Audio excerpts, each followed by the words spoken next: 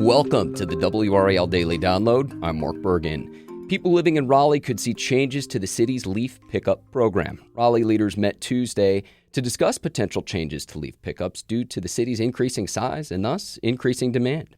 I spoke with WRAL reporter Sean Gallagher about the potential changes. Sean Gallagher, welcome in. Let's dive right in.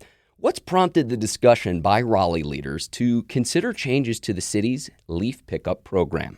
Yeah, Mark, it's kind of twofold. Obviously, everybody knows the city of Raleigh is growing, and with that comes a higher demand for people needing their leaves picked up. It's kind of a catch-22, though. It's not like we've increased the number of trees. It's just the number of people who want to have those leaves removed from their property. But with that, it's also a cost issue. So they want to try to figure out ways that they can afford it while also making it just as reliable or efficient, or even in some cases more efficient, so that those leaves aren't just sitting by the roadway for extended periods of time. So Raleigh leaders are considering three options to continue service. In layman's terms, walk us through them. Yeah, so it's kind of, keep it as it is, a status quo, a step up, and even a step up from there as far as efficiency and manpower and trying to make this happen more often. So essentially, the first one would keep things as it is. It's two pickups, two passes done in the late part of the year, sometime between mid-November and January,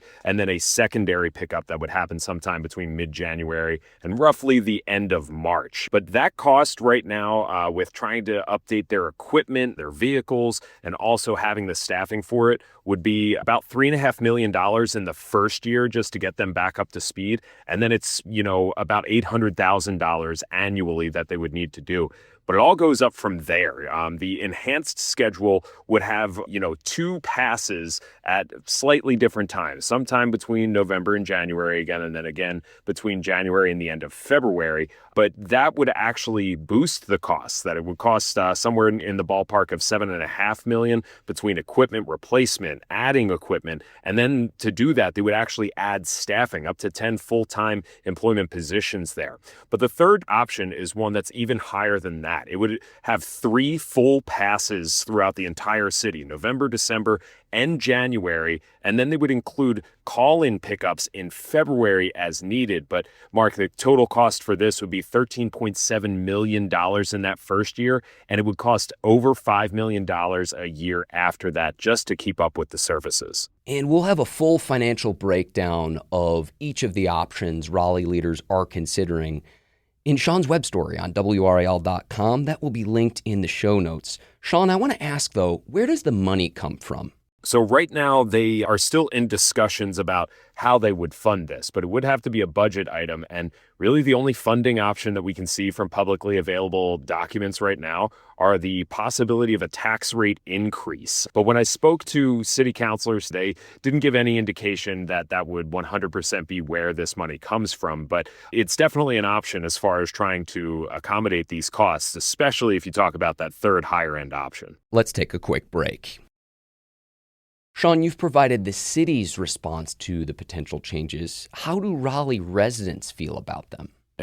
Few people that I've talked to so far have just said that they want their leaves off their yard regardless. I think the rubber hasn't met the road yet for a lot of residents to fully understand how this could impact their wallet or anything like that. Ultimately, the leaves are just starting to come back on the trees for the season. And I think it's going to be quite some time before these residents really realize what could happen with these options, that they are trying to make this more efficient so that your leaves don't just sit on your curb for a month or two at a time.